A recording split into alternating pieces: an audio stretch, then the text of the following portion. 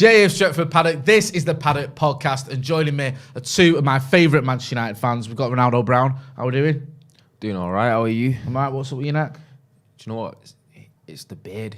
It seems to be. Is it? What's it doing? Is it coming through? It's descending. Is it? Yeah. Are you gonna grow it? Nah, I'll probably keep my neck trimmed. Yeah. I don't like it. The stubble thing looks good on you, man. It's working for you now. Thank you. It's all right. It's what We always flirt before these start. I know, man. Do you know what I mean? It's no, it doesn't go unnoticed in the Motty household. And also we've got David Pritt. How are you, Dave? Good, thank you. Also, your stubble, just so you don't feel left out, looks I had fantastic. a shave yesterday. Well, the 1 day stubble. Have you ever had a fantastic. Yeah. Lockdown was horrendous. Really? Yeah. I can't picture you with a beard. I'll try and get Have a you picture. got? Can we find? Can it's you on- send it to live producer so we can get a? Yeah, it's horrendous. Yeah. When was it? You pulled your phone out like you've been waiting for the day Yeah, for someone he's to like- ask you about the beard. A beard? Yeah. No, don't you I worry didn't know. about No, that. I'll show it you. I don't really want the world to see. Well, that's tough. On this podcast, we don't have any secrets. If you show us, everyone's got to see it. I'll have a look for it. Come on, Dave, dig it out, man. We need to see the beard game, whether it was strong. I had a beard in lockdown. I remember Yeah, I yours. know. Yours was pretty bad. I'm not gonna lie. Obviously, I'm an honest person. You are very honest. Very honest. It was it weren't great, man. Nah, it wasn't. That's why it was a lockdown thing, and once lockdown ended, I got rid of it almost immediately. I think I did a few weeks on the channel when we were back in the studio where I had it, and then I was like, nah, it's got. It wasn't quite full. Do you know what I mean? There was like little slight gaps. It was like, but you Was had it it a bit clean? like 1980s with like What, like thick that? sideburns. Because I had my bald head. And then Thick it started burns, yeah. there. What do you reckon? I had it from right there. So I don't know. It felt right. So at you the time. cannot, so you cannot grow it. Sort of. It was a bit. It wasn't proper. No, I'm Do you know saying, what I can you mean? not grow hair? What on my head? Yeah. No, not really. It's a bit. I can grow a bit, but it's a bit. Joe says Dr. Phil. Get involved in the comments in the chat. We're not just going to be talking about beards. We're also going to be talking about. Paul Merson has been talking about Graham Potter and Erik ten Hag. Now, this isn't the first. Now, we're not going to dedicate a show to Paul Merson's rantings. But there's this thing now. We've seen this little narrative building that Graham Potter is the best manager, best young manager out there, and maybe United should have gone for him and all this other stuff. I think it's a bit far-fetched. I think if you look at what Erik ten Hag's done at Ajax and what he's been doing so far at Manchester United, been very impressed with him. But we'll get into all that.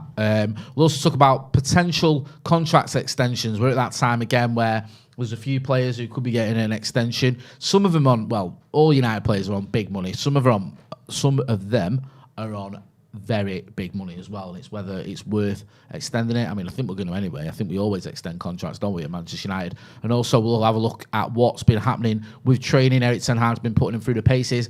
And if we get it whilst we're live, we'll give you an update on the Leeds game, because as it stands, we don't know whether the Leeds game is going to go ahead, do we? I've been with another football club. I got an email off the FA today. So saying very that games cloak are and going dagger. ahead. Oh, really? Games Is are this going exclusive? ahead. Is this an exclusive? No, well, Yeah, it is. It's an exclusive. David Pritt. Games are going ahead. Now, well, at grassroots level, yeah. now, but to be fair, obviously the Arsenal game was called off on Thursday. So Can we just make sure we're watching the comments as well, please? Whoever's producing that. Yeah, a lot. Yeah, a lot of go on. suggestion that the games. It's a long email. No, there's a lot of suggestion that the actual games on Sunday or on the weekend won't go ahead because they're in London, and is it something a lack of police presence? But does that mean that if it's happening in the north, then the games will be fine, or will that also be a bit of an issue because they'll take police from up north to go down south? It's kind of. I don't know. It does seem a bit. Yeah, it seems a bit sort of confusing at the minute, because we had this. I think it was John Cross in the Mirror last night was saying, "Oh, football games are going to go ahead," but then he added a caveat of like, not all games. It's like some games will go ahead, some games might not. Now, I think there's a Liverpool game. I think there was a question mark around, was it, or maybe one of the Arsenal game. There's a couple of big games, and then Liverpool are playing Chelsea. I'm not sure if it's at Stamford Bridge Right. or not. oh, okay, so Yeah, that might be. So you've sent me something here, haven't you? Yeah, that's Well, what this I got is this is like an essay. I ain't got time. I to know. do That's why- No. No wonder you didn't want to read it. It's big, innit? They've sent me an essay, which I won't read out for you because it's very, very long-winded. But it does say all matches held at stadiums are subject to leagues and clubs working with the relevant authorities to stage these fixtures as usual practice. But that's where you might go, okay, the relevant authorities is obviously Old Bill, and they could go, we haven't got the staff.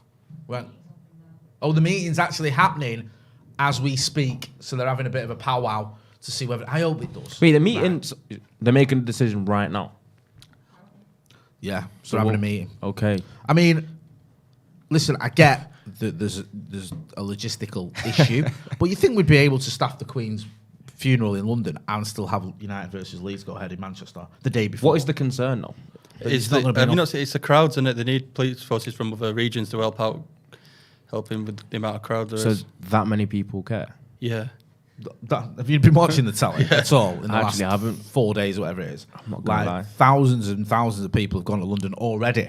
So for the funeral, there are going to be huge crowds, and obviously they need to be policed. So it's a question of, can you do it? I'd have thought we would have been able to do it, but I don't know. Because the thing is, well, United versus Leeds, I don't know whether there are extra police for that, but you'd think there would be. Probably. I'd recommend it. It's tasty, that one, isn't it? Do you know what I mean? Come on. It is tasty, but they don't seem to do that well against us, though.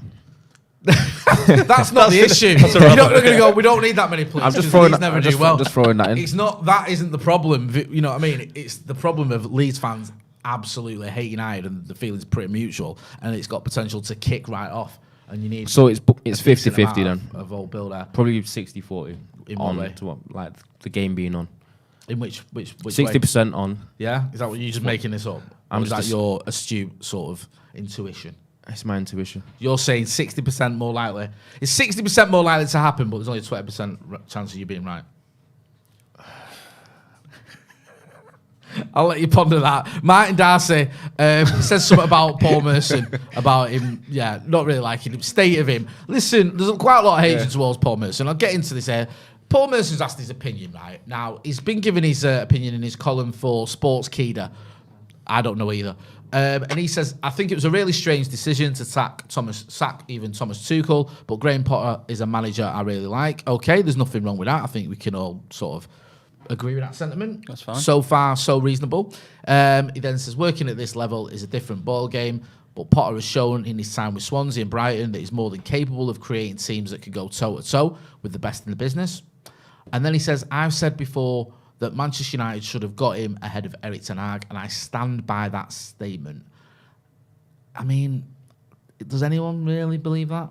Potter was Hear me, no, I don't mean in general. I mean, everyone get involved in the chat and let us know what you think. No, Potter did a good job at Brighton, and we spoke about it quite a lot when he was sort of, not linked with us, but when that name was being suggested. My issue with Potter at Brighton last sort of summer, or when he was first linked, was at the time, the season hadn't finished, and it was like, all he had on his CV was finish 16th with Brighton, or whatever. Do you know what I mean? And it felt a little bit like coming in that dressing room at Old Trafford and trying to stamp your authority to players. Bit more. It's like, are they going to listen to you? Are they going to give you the he's a response good manager and have had a great start this season. Yep. And Brighton do have an attractive brand of football. Yeah, that does make him fairly attractive. But some of his kind of the acclaim that he's been getting is a little bit overdone. Really? Because I think he could do really well at Chelsea. Obviously, you know what it's like there, the kind of regime that they've got. But there were spells last year where Brighton went on like long winless streaks, etc., and nothing will get said because one of the major factors of how he'll fare managerially at a bigger club like United or Chelsea is the pressure and the expectations. If you're at Brighton, the expectations aren't there. So when he's going on these winless streaks or they're not performing and they're having these kind of indifferent spells, the kind of media pressure and the pressure from the board isn't the same. When you're actually managing egos and bigger players or whatever, and then you're going on 2-3 games where you haven't won and the pressure starts to mount, he's never really been able to experience that. I personally think, I could be wrong with this, I think he's gone Chelsea too early. I think he needed another club in between. Someone who they're not after to win trophies, their trophies to try and get in the top four. Someone like Tottenham used to do. Like a Villa or like Everton used to do. They would be like 6th or 7th, but always trying to push for that Champions League spot. And that's where you can show your football and you are competing against bigger teams and showing your worth. And sometimes you get bigger players in with egos and stuff and show how you deal with. From here, he's going to Chelsea where there is superstars in there. He could never turn that down though. No, I'm not. Yeah, totally. That's because the thing, totally because even if it don't work out, he's got a big paycheck at the end of it. And but for me, if he wanted to progress, I think he needed a club in between. There was a spell, you mentioned it last season, where he lost 6 on the bounce and then drew against Norwich at home. So he took 1 point from a possible 21. Now, I get he was at Brighton, but that's the sort of thing that happens at a Chelsea or like you going. You don't lose 6 matches on the spin. You don't get the opportunity to there. Now, I know it is new owners. It is Todd Burley. It's not Abramovich, who was very trigger happy. And you can, no matter what you think of Chelsea, it kind of worked for them. And look at the trophies they've won. Yeah. There's a new regime now. Is he going to approach things differently? Are they going to give him time? Because let's not forget, Potter's taken time to get his Brighton team doing what he been wants years, them to do. Yeah. Do you know what I mean? Even last season, they had that horrible patch. They made up for it at the end of the season. I think they won, well, I can see they won 3 of the last 4 games and sort of got into the top 10. But would he get that patience if he comes in? If Chelsea struggle in his first few months, the pressure will be on him straight away. The whole counter argument for him doing positively is the fact that him being at Chelsea means that he's going to be able to play, he's going to be able to manage better players.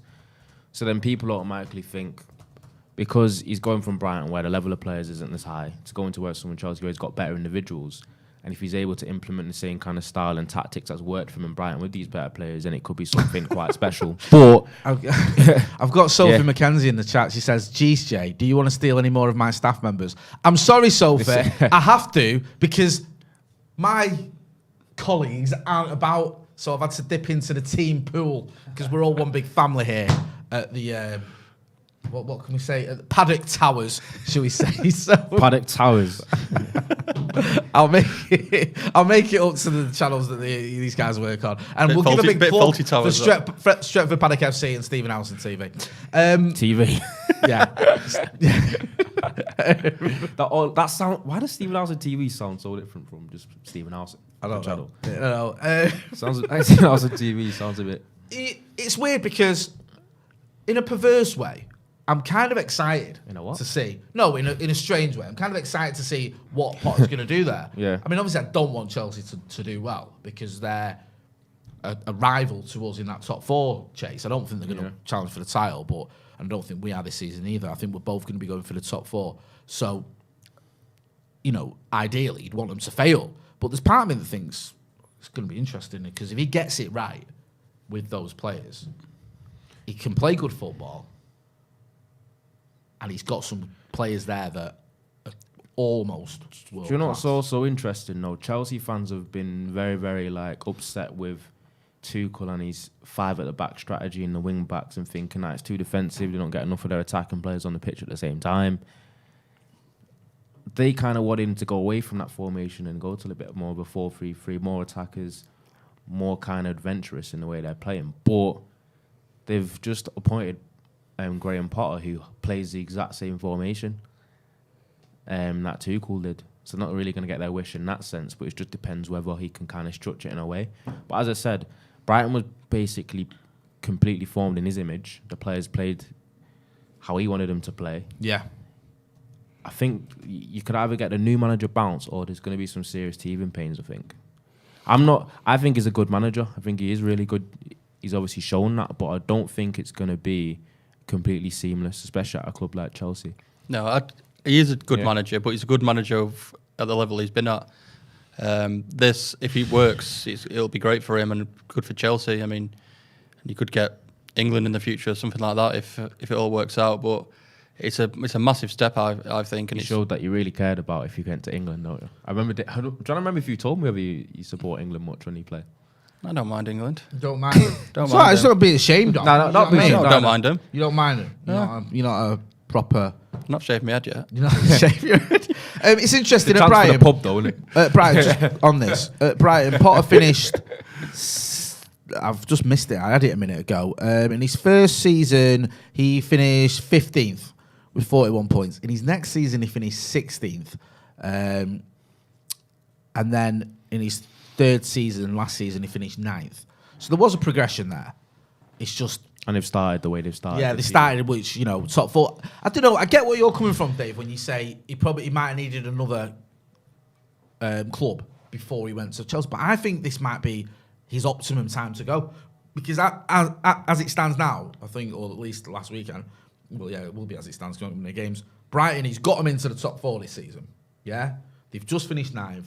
Now, we saw it last season. He could have a horrendous run where he loses 6 out of 7 games, whatever, or, 6 on the spin, and then never gets that opportunity again because... Yeah, that's true. Do you know what I mean? Because people go, he's a bit up and down, and you've got Chelsea, one of the few clubs in the country who've won Champions Leagues. This telly's going to turn off, by the way, if someone can press the button.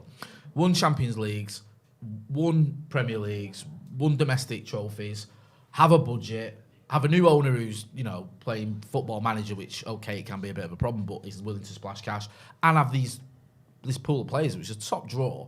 So maybe this is like the time for him to show us what he's really made of and go for the honours. I'm coming across negative in terms of... Nah, but listen, this isn't the Graham Potter channel. Just slag him off if you want, I don't care. I'm a big fan of his, but I just think he is going to be tested. It's not going to be seamless.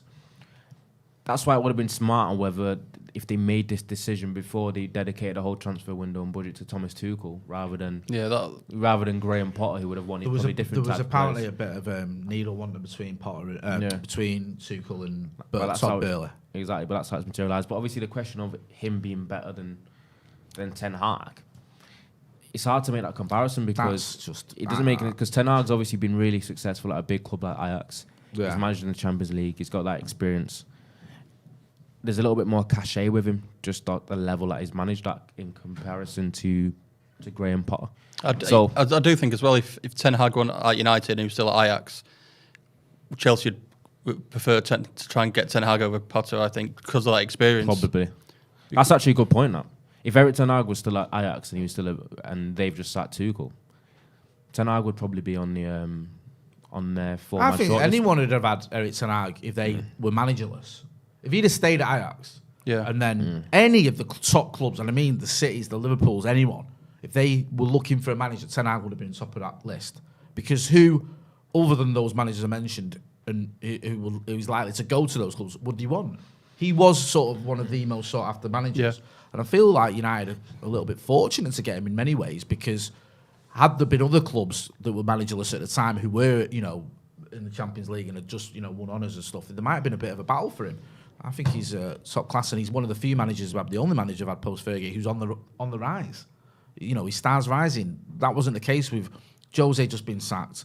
Moyes had just been done 10 years of just pretty much the same. Louis van Gaal's best time had been 20 years before he got to United, and Ollie was a bit of an unknown entity. He'd been, he'd only Premier League experience, was getting relegated. So I feel like, Ten Hag's definitely on the up, and I don't buy into this idea that Graham Potter is better than him, but we'll see. Because he's got more experience in the Premier League. He has got more experience, and now he's going to get the opportunity to show us what he's made of, because he's going into a Chelsea team that has a lot of very, very good players. They've just spent big. They've brought in all these stars. They already had a lot of stars anyway. So there's not many excuses. Like I said earlier, it's a different kettle of fish when it's these players at Chelsea who some will have egos, and he's maybe not had to deal with that before. Where at Brighton, I'm not saying they don't have egos, but it's not at the same level where they're on so much money and they expect more and they expect to be winning things. If it doesn't go right, they could turn on him, really. You've nailed it. You saw it with Moyes. You said it earlier. Moyes came from an Everton team that had been there around 10th or the top 10-ish, for like a decade. Got him in the Champions League that one time. That one time. He comes at United and then it's like all these people don't want to listen to. That's a bit harsh. I think Everton were pretty much consistently top 8-ish. Top 9. Nah, they had a couple of seasons where they were. But they've not been winning the league like we'd been doing. Yeah. But the problem is, you're coming into a club that's used to winning Champions Leagues and Premier Leagues and trophies, and you're sort of, in your locker, you've got, I've been a stable force in the Premier League and I've had some success in Scandinavia. And he's had it. I mean, they might respond. They might go, listen, you're here for a reason, you're a title coach. But I always think back to someone like AVB, who went to Chelsea, and he'd had success in Portugal, but he's only 33, something very young for a manager, and he just couldn't win them over. And he gets sacked, and Di Matteo comes in, and obviously the rest is history. But it's just been interesting how that pans out, because it's almost the unknown entity. You got to remember as well, there's been some big name managers who've dealt with big clubs go through Chelsea, and it's not worked out. Scolari managed the Brazil team in the World Cup to a World Cup. Hiddink probably did all right at Chelsea. He's quiet. But you're right, like Chelsea have had managers who've eventually failed. Some of them pretty, quite quickly. It'll be interesting to see what happens. Adrian Sheikh in the super chat says, I can understand both arguments, but it's interesting people forget the record of managers from the Dutch league to the Premier League. It's shocking. It is, but that doesn't mean that every Dutch manager will fail in the. I mean, Louis won the FA Cup. When Gus Hiddink, I think, won trophies at Chelsea as well. I mean, De Boer, who was at Ten Hag's Palace, won was awful. The Bangkok Cup. That's the most important trophy ever Since the FA Youth Cup. Since the FA Youth Cup, yeah. Anyway, I've got some messages for you because smooth sack summer is slowly coming to an end, fellas. If you haven't been scaping for the summer sun, it's not too late to sweep your sack of those pesky pubes. As summer comes to an end and we enter fall, that's autumn. Okay. Yeah, just so you know. I'll remember that. Yeah. Keep your boys clean and fresh just in time for the fresh ball fall. Yeah? Or fresh ball autumn, if you want to keep it, British. The leaders in below the waist grooming is here to make sure your pubes feel smoother than a beach ball and and smell fresher than your girl's pumpkin spice. Start the new season the right way and join over 6 million men worldwide who trust Manscaped with this exclusive offer for you. It's 20% off, free shipping worldwide with the code DEVILS20 at manscaped.com, because we've all had a time, haven't we, where we've had those accidents, those nicks and cuts when we've been, we've had a torch in our mouth, we've been in the shower, we've had the razor blades out, shaving the pubes. But that is going to be a thing of the past when you go to Manscaped, because now we've got the Lawnmower 4.0, with the anti-nick technology, cutting-edge ceramic blade. That's just what you want. Advanced skin-safe technology, trademarked, 4000K LED spotlight, You've also got the crop preserver ball deodorant, so you can stay cool in the heat, Because let's face it, it might be coming towards fall or autumn, but it's still warm. Don't forget as well, the boxer briefs with anti-chafing technology, You also get the Shears 2.0, a luxury nail grooming kit. You get all this in your little travel bag as well, so you can look like, one of the players coming off the coach, your little shed travel bag. You've got it all, right? So make sure you're using the code DEVILS20. There's a link in the description. You get 20% off, free shipping. Your balls will thank you. You can have a fresh ball autumn. Or fall. Thank you. Thanks to Manscaped. Saul Buxton says, Dave looking dapper as per. Kevin Fitz says, Dave is a casual man. Gotta like it. Yeah? Okay. You can say thank you. Compliments. Yeah, these are just random quotes I've pulled out there. They're not, I've not selected them especially. Amo Rowe says, with World Cup in November, do you think players will start to give less to the team as we get closer to the World Cup because they don't want to get injured for the World Cup? When are the actual squads announced? I don't know when the squad's announced. I think the World Cup begins on November the 12th. I'm trying to think, will there be like a bit of an uptick in players' form? Well, surely. Do you know what I mean? Going into the work, work, a boxer in the last 30 seconds. Like thinking, I've got like 2 weeks until the decision. It's not going to be friendlies beforehand as well. There's going to be friendlies before the World Cup as well, so there's going to be games missing there. So I think that's when the players will start playing. It's usually a bit of an headache for us, isn't it? United, the World Cup or the Euros or whatever. There always seems to be some negativity. Whether it's burning effigies or hanging effigies of David Beckham, Phil Neville getting death threats, Ronnie getting his house trashed or vandalised. What else have we had? Oh, Marcus Rashford's mural getting graffitied. Jadon Sancho getting racist abuse on social media. Ashley Young, I think, was he with us when that happened in 2012? I think he was, when he was getting abused because he missed the penalty. I mean, it's always something, isn't it, with United? It seems to be, here we go again. So part of me's just dreading it. It's one of them though. Who's actually going to go from United? But in England, in terms of England, there's talking the Sancho and Rashford being recalled. I'm Mcguire. Well, that's the thing. There's Shaw. Why are you smirking like that? Shaw, Mcguire, Sancho, and Rashford, and at the moment, maybe on form, you'd put Sancho and Rashford, but they could take all four. The issue is there's like a pro and a con to that. Your players go, they can get injured, but they also keep up a little bit of sharpness, a bit of match fitness. It's Like, you're not going to just a get with weird the one, players though. that get left behind. The first time, well, I've witnessed it where the season stops midway through, so the tournament can take place. Yeah, because it's caused a lot of issues with the African Cup of Nations being in that time period. But Well, you've seen it though. You've seen players not be signed for clubs because of African, because they don't want to miss them in the Christmas period. It's happened in the past. yeah, but do you know what it is? It's never happened before, so we can't exactly understand how it's going to affect certain players and certain teams, especially because there's going to be games going on all the way up until, was it just like a week before, and then I think there's a relatively quick start back after the final as well. They'll have to have a rest after the World Cup. They're not just going to go straight back on it. I don't think there is. I honestly don't think there's a rest. Can you look at the fixtures and see when's the first time United play a Premier League game or any game at all after World Cup? I'm convinced it's relatively short. Like, it's not like a 2 week off and then you can come back. After the World Cup? Yeah. Well, I don't know when the World Cup ends, but our first game You'll probably be able to gather it from after back is the 26th of Boxing Day. So Boxing Day, and put World Cup final in. Someone in the comments probably knows already. Yeah, I mean, I'm sorry, I shouldn't know this, but I've not been sort of. So Sunday the 18th. So a week. I mean, I don't particularly think England have to worry about that personally, but No, but we've got other players. yeah, I mean, yeah, you know, I don't know, well, Brazil might be. Casemiro could well be, and Fred, of course. Fred. Yeah. Who else? I'm missing someone. Ronaldo. Anthony, thank you. I knew there was another one. No, I meant Brazil. Sorry.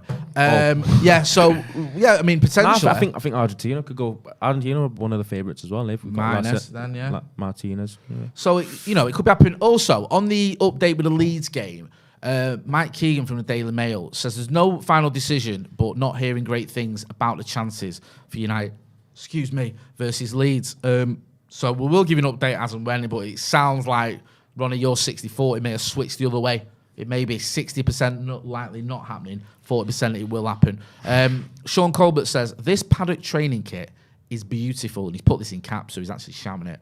Love the Paddock, not just a team, but a family. Hey? Very poetic, that. Thank you, Sean. Family. Fucking and the training kit is nothing to do with his channel, by the way. That's to do with his channel. Sounds like Sounds like Vin Diesel. Yeah. Solo, great to see him in the chat. Will Mcguire make the World Cup squad? I think he will. Because Southgate loves him. What are you laughing at? Producers laughing. Why the production team laughing at Ronaldo? Can we not laugh, please? It's not that sort of environment.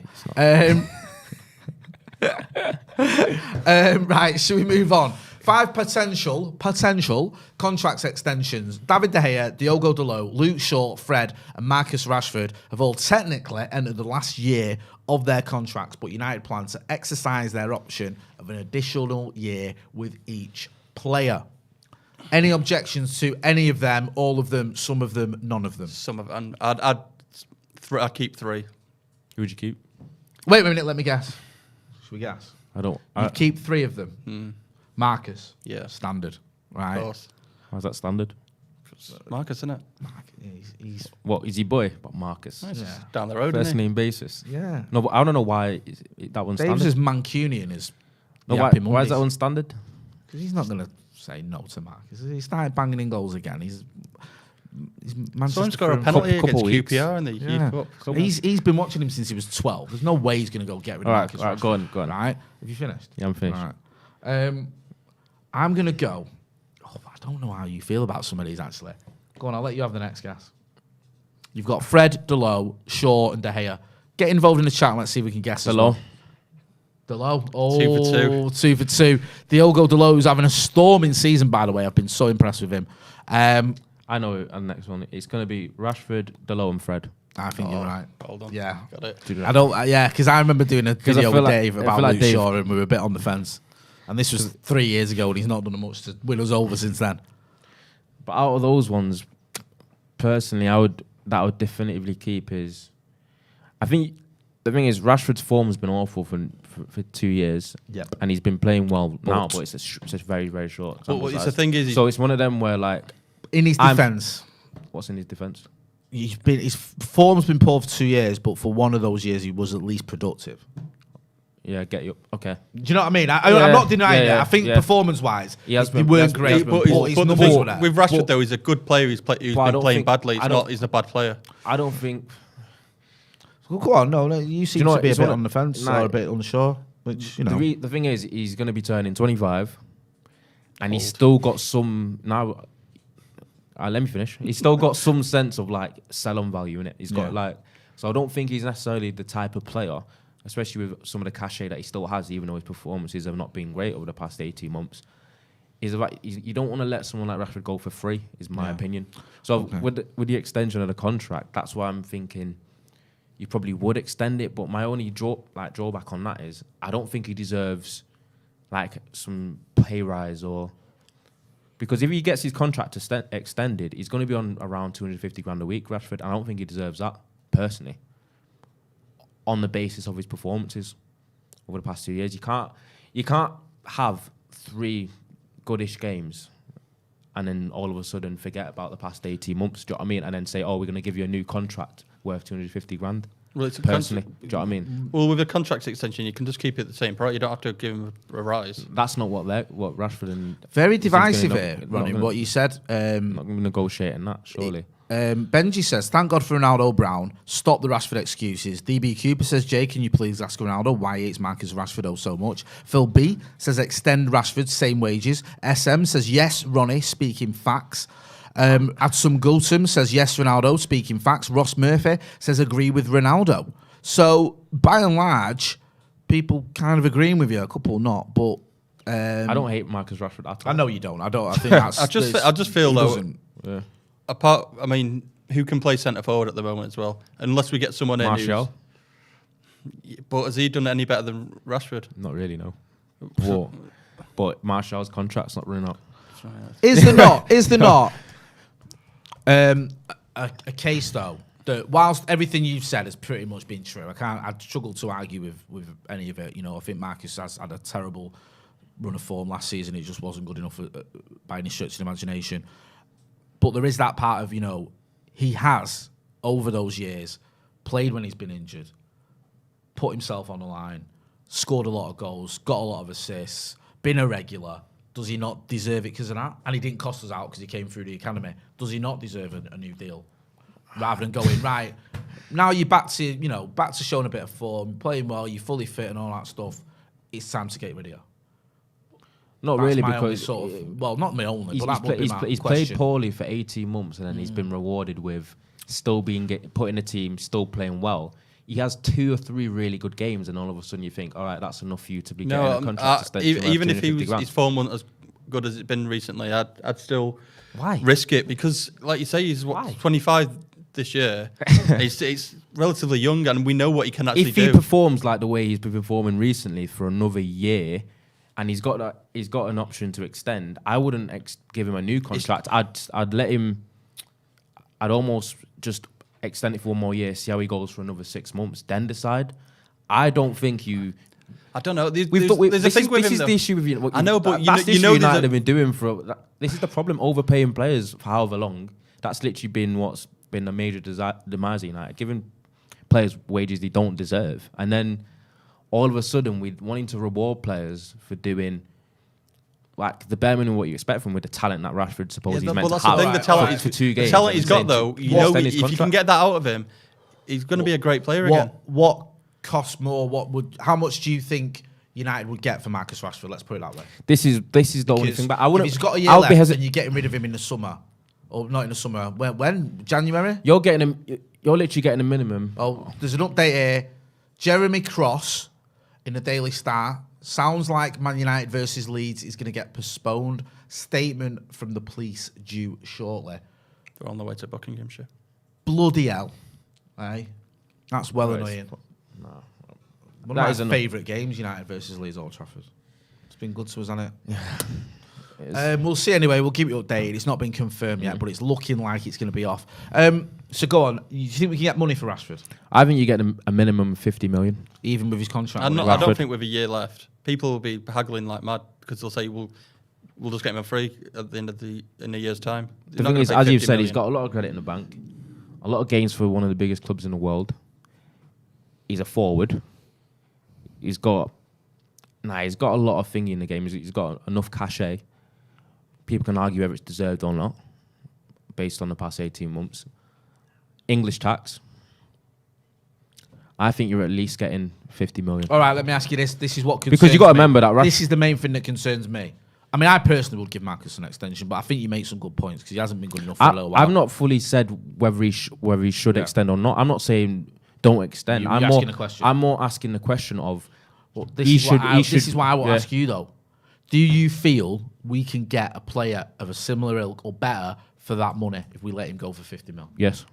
Yeah. Based off what I've seen in the past 8 we can go out and buy someone who's as good as, if not better. You don't want to go sideways. So someone who's better than Marcus for 50 million.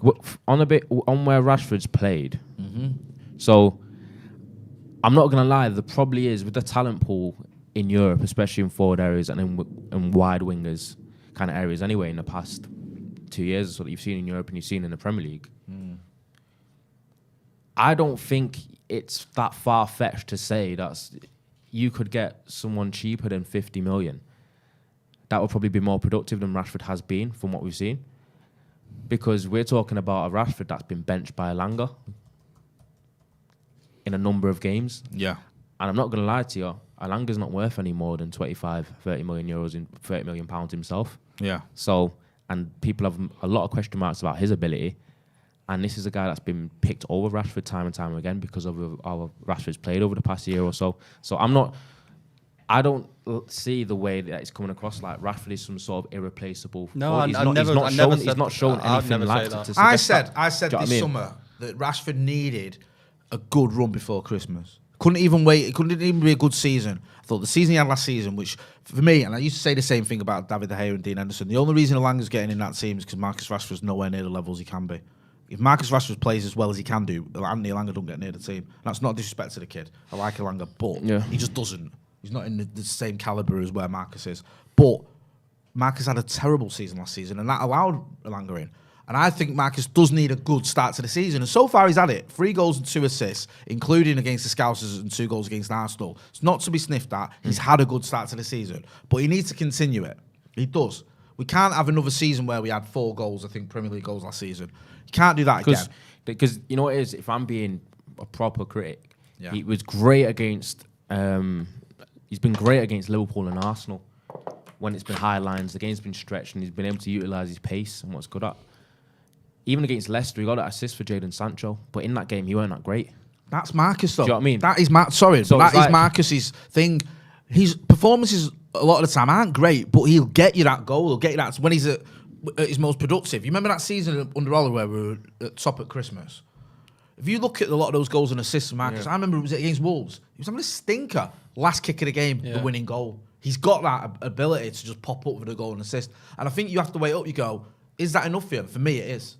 Do you know what I mean? So that's enough for 250 grand? No, it's enough for me. It's enough for me to keep a player. If he gets you goals and assists, if he does, then I would keep him. Look on his statistics and see if statistics over the past 18 months have been that great. I know you're saying that he does get a goal and assist every now and again. Maybe 18. I mean, a lot of you're saying 18 months, so some of that would have been the back end. To be fair, it's not just him alone. Obviously, a lot of people have said Jadon Sancho's stats. But we've been, Sancho, Martial, even Elanga didn't get a goal for 20 games towards the end of last season. And he's the one that replaced Marcus. Martial's record last season was, 1 goal for Sevilla and 1 goal for United, I think. And then the season before that was 4 Premier League goals. So he's coming off the back of 2 very underwhelming seasons. It feels a bit like, though, everyone's got this clean slate under Ten Hag. And they've got to take it. Now, Sancho started the season better, 2 goals, I think, so far. Marcus obviously started the season better. Even Martial, with the pre-season he had, has given us all a little bit of hope. Yeah, it's given us a bit of hope when he was done, wasn't it, Martial? Most people thought he's done. But there's now people saying, actually, there might be something in that. There could be another option as well where you extend it just to keep a player in that position for a period of time, because you look at the likes of someone like Garnacho, who, for me, still needs time. If you put him in now, I don't think he'd be ready, week in, week out, where if... They'll think, right, maybe in a year and a half he'll be ready, first team material. Do you then get rid of Rashford, get someone in, and then a year later put Garnacho in, or do you say, right, we'll see how it goes with Rashford. If he, at the end of this extension, if he's good, he's going to keep him. But if he's not, we've got Garnacho coming through. How much do you put? I mean, we've sort of focused on Marcus, so I think we've debated that quite a lot. What about Luke Shaw? Because you don't have him in your three that you give a contract to, which some people may look at and be a little bit surprised because this is a player who, wasn't that long ago the whole Shawberto Carlos nonsense was doing the rounds. Yet you're saying no. I've never been a fan of him as a defender. I mean, going forward, he's brilliant. If that's what you want, great. But for me, he's a left back who should defend, and he doesn't do it enough. And it's not that he can't do it; he just doesn't do it. Do you agree with that sentiment? Bin Luke Shaw. Bin Luke Shaw. Yeah. Very emphatic. No discussion. Bin him. Yeah. It's been him, and it's not even just to do with like his performances. It's just his general. I don't want a player playing for me that doesn't seem like he loves football. He doesn't have any sort of passion for football. Passion. Do you not look at Luke Shaw and just tell that he plays football because he can, not because he wants to? I look at Luke Shaw, and I think there's a player there who's been at Manchester United now for nearly 9 seasons, and has had 18 months of good football in those 9 seasons. It's not enough. That's my opinion. So I'm sort of. If you can get a kid, maybe Luke Shaw should move. If you can get a kid for £12 million, that performs like Ethan Laird who would do a better job than Luke Shaw. The thing is, Luke Shaw had that good spell before he broke his leg. He came back and then showed signs again of being, back to his best, and then fell off a cliff again. And again, we talk about Marcus Rashford having a bad spell last season. Luke Shaw's season last season was as bad as anyone. He was terrible. And I know I'm a broken record, but that game against the Scousers at Old Trafford was the worst performance by a Manchester United player I think I've ever seen. He was at fault for about 3 of the goals. I couldn't believe what I was watching. Especially for a player of his calibre who's just been called, hey, listen, Shawberto Carlos. Mourinho despised him and didn't see it. And he's a pretty good judge. Ragnick, before he came, was quoted in an interview saying United can't progress with players like Luke Shaw. Yeah. Holly didn't have him. Ten Hag doesn't fancy him. Got someone in for £12 million. I mean, Ten Hag gave him a chance as well, didn't he, at the beginning of the season? Against Brighton and against Brentford. He started him with both. I mean, I remember being a little bit surprised when last year didn't start after pre-season. He gave him that, one get of the game against Brighton, then half against Brentford, and he had enough. He's like, get him off. And I don't blame him. Because he's probably had people tell him, listen, he's not going to fit your system. He's not going to play your intensity, and he'll go, oh, let me give him a chance, and then it makes sense to give him a chance because he's an established player, and you don't just want to come in and get rid of everyone or not give him at least a chance to show. But you might seem it's a bit harsh, but I go back to that Brighton game, and this sounds melodramatic, but I still think if Molasses starts that game, we get some out of it. I still think one of those goals, Luke Shaw's all over the gaff. Anyway, that digress. So Luke Shaw's because even obviously we progressed, but it just reminded me do you know before Rashford scored against Liverpool against the Scousers as a start. He hadn't scored for United as a starter in nearly 400 days. I know, it was a horrible record. So you can't reward someone like that with $250,000 new contract. He got to prove himself. Can we move on from that? You're going back again, you. You don't want Rashford around. I wonder where you're going with that. And it's like going back to the Marcus thing. We've established what you've said, and we kind of, we get it. We do get it. Resonating Silence says 2 goals against Arsenal and assist against Liverpool. Marcus is a big game player. That's in the super chat. So Luke Shaw is a bit of a no. This is a strange one, though, Dave, because using my mathematical capabilities, I've worked out that if you only wanted 3 and we've already named him, that means you don't want to give David De Gea 5 times United Player of the Season winner? Yeah. Robbed other players of it. A new contract. No. Why not? I just don't think he's good enough goalkeeper. He's one of the best in the world at stopping shots.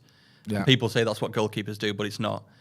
Keepers got to command the area. They've got to come for balls. They've got to catch it when a corner comes in. They've got to distribute quickly, and he doesn't do any of that. He just stands on his line, and if a shot's taken out him, he'll try and save it. But there's many goals and many times where should have been on the counter attack where he doesn't come out for the ball. He doesn't start the counter attack. He's just super slow, and you can even now people say, "Look at him. He's come for the ball. He's learning," but he'll still take 10 seconds to decide what to do with it. And for a team that we're trying to become, I don't think he's the right man. Ronaldo? Agree, disagree? I've been heavily pro of De Gea the whole time that he's been here. Really?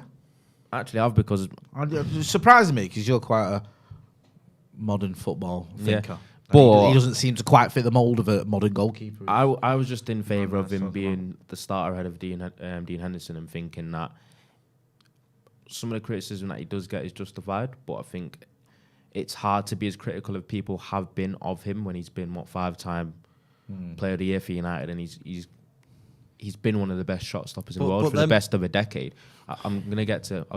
there's a but like the actual thing about him and his ball-playing ability and the fact that he hasn't got command of his area and the game does seem to be progressing towards that as a goalkeeper, I think his time is up. So I was in favour of him staying ahead of Dean Henderson, starting for the next couple of years. But when it comes to looking in the future of him getting his contract extended or not, I wouldn't extend his contract. Especially because he's probably going to be, how old is he going to be? Around 33, 33, I think. Well, it's not. I mean, that's still pretty young for a keeper. He's still young, but I'd rather. I don't think he's that old. He's not that old. He's always younger than you think. But Yeah, I think, he's 30. Sorry, stand corrected. He's 31 now. yeah, so he could freshen up in that Turns era. 32 in November. He's 31 till he's 32. I think the way Ten Hag wants to play as well, we're going to need a keeper that's a little bit more. The problem with De Gea is proactive. he's on this stupid contract. Isn't he like the most well-paid Keeper in the world. goalkeeper Yeah. ever? Like, Yeah, exactly. So the easiest thing to do is, if you are extending his contract, you're probably going to have to raise that. so you're going to put Well, him on it- what, about 500k so- a week? And he might not even be I think starting. you just cut ties.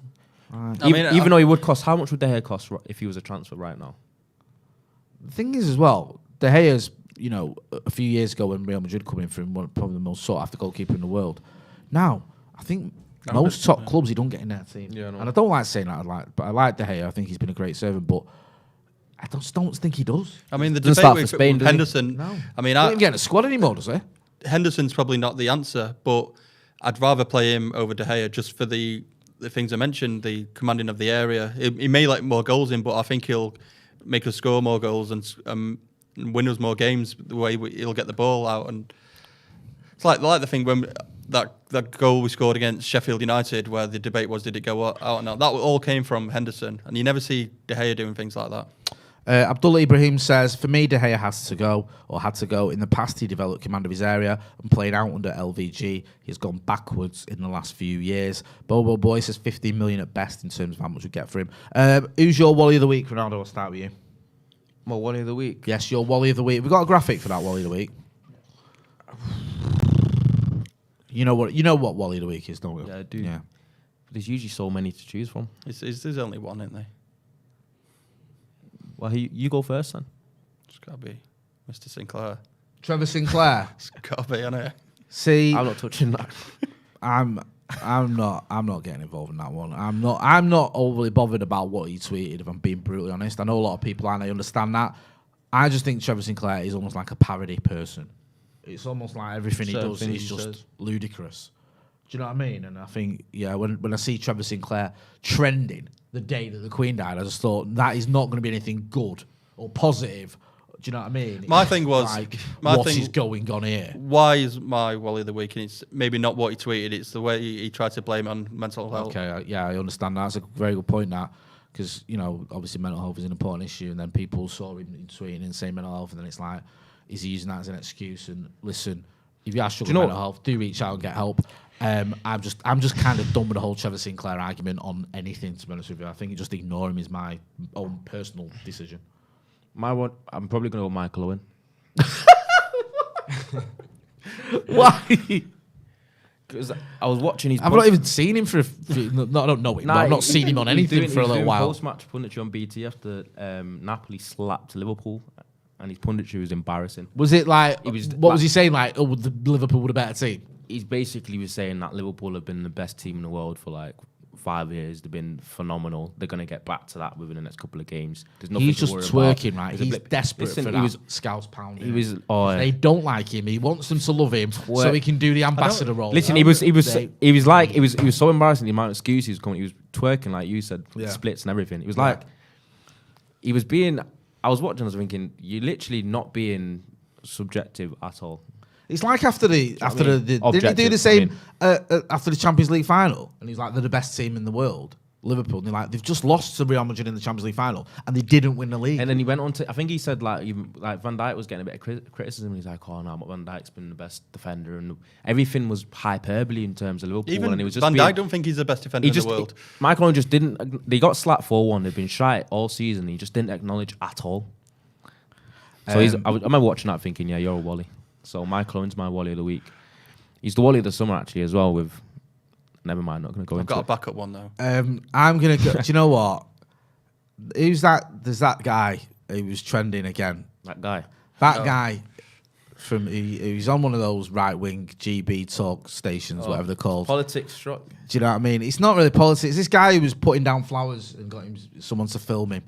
Dan Wootton, yeah, and absolute muppet. Like quiet reflection, I think he termed it. Is it a family friend? You know, has he got someone to film him putting down flowers? And he's just this kind of guy that dedicates his life to attacking Meghan Markle and all the liberal media and all the wokies and all that nonsense. And do you know the hypocrisy we've seen from some of the right wing media over the last few days has just been mind blowing. So yeah, he can be my Wally of the week. Dave, where can people find you? Because they need a bit of Dave Pritt in their life. Maybe sometimes in here and sometimes upstairs. You've not been in here for ages. I was in here Thursday. And we've got our boy Charlie McNeil playing for United now. I was on the watch along. Yeah, that's a good point. Yeah, that was the only highlight of that Real Sociedad, wasn't it? Game. Ronnie, where can people find you? Ronaldo Brown _98 on Twitter. Yeah, on the Bird app. On the Bird app, as you like to say. Make sure you're checking these guys out. Go and check out Manscaped as well, manscaped.com, using the code DEVILS20 to get 20% off and free shipping. So a big thank you to them. If you're not doing, go and check out the merch as well, paddockmerch.com. We've got some merch there. And subscribe to the channel. This has been the Paddock Podcast with Ronaldo Brown, David Pritt, and me, Jay Motty. Thanks for watching.